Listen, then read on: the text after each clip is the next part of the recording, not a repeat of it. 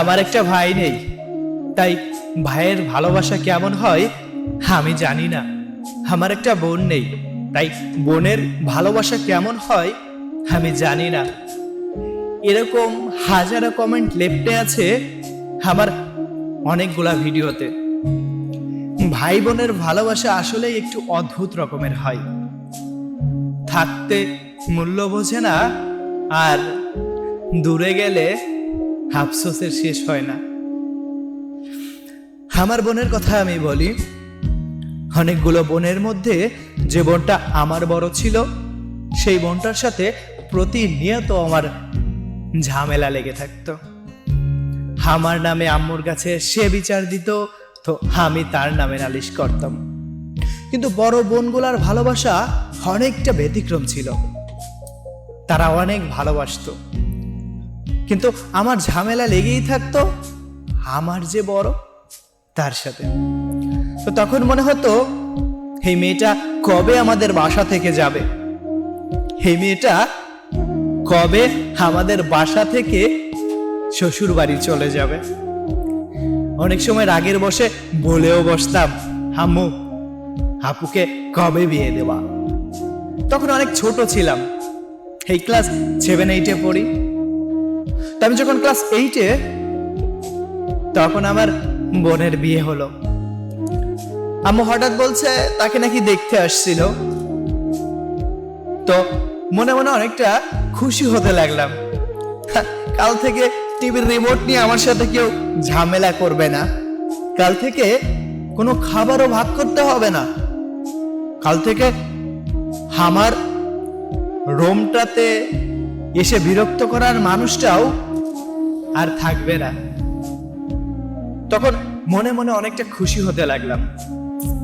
কিন্তু যখন বোনের বিয়ের জন্য সব আয়োজন চলতেছে, তখন কেমন যেন একটা অদ্ভুত, কেমন যেন একটা কষ্ট ভিতরে কাজ করতেছে। কিন্তু পরক্ষণে আমি নিজেকে বোঝাই, সে তো আমার সাথে দিনভর ঝামেলাই করে, তাহলে আমার এমন কেন মনে হচ্ছে। তো তাই হলো।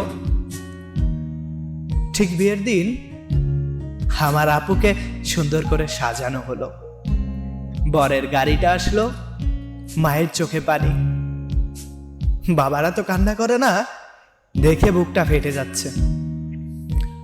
তখন আমি আর সেই খুশিটা খুঁজে পাচ্ছি না। তার বিয়েতে আমার যতটা খুশি হওয়ার কথা ছিল, কেমন যেন একটা কষ্ট কাজ করতেছে। ঠিক বিয়ের কথাবার্তা চলার পর থেকেই আমার বোন আমাকে কেমন যেন অন্যরকম একটা আদর ভালোবাসা দিতে শুরু করলো, কেয়ার করতে শুরু করলো। তখন আমার অজান্তেই আমার চোখে পানি চলে আসলো। আমি সেখান থেকে সরে গিয়েও তাকে বুঝতে দিলাম না। তারপর সে যখন কন্যা সেজে বসে আছে, আমাকে দেখে চোখ দিয়ে পানি পড়ে গেল আর বলল, কাল থেকে তোকে আর কেউ বিরক্ত করবে না, কাল থেকে তোকে আর বিরক্ত করার মানুষ থাকবে না।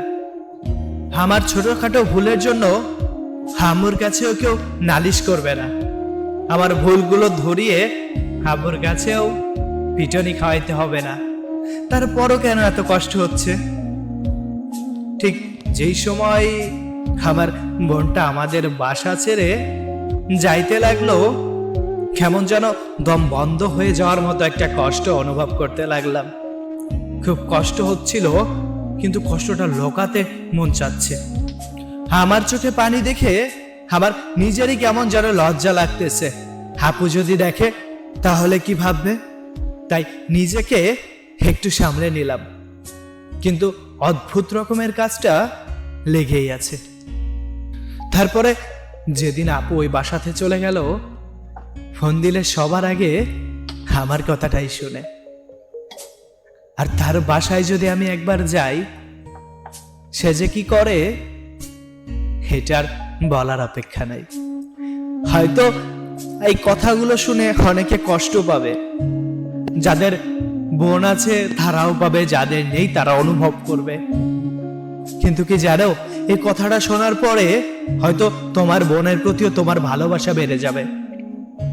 চলো না, আমার ভিডিওটা যেহেতু এই পর্যন্ত তুমি দেখেছো, যদি তোমার বোনের প্রতি জানা অজানা কোনো রাগ অভিমান থেকে থাকে, এই ভিডিওটা তার কাছে পাঠিয়ে দাও। দেখবে ভাই বোনের ভালোবাসাটা আবারও নতুন করে ফিরে পাবে। খুব কাছে থাকলে ঝগড়া, আর দূরে গেলে মিস করার ব্যাপারটা না সত্যিই অন্যরকম। ভালোবাসি বোন তোদের, ভালোবাসি।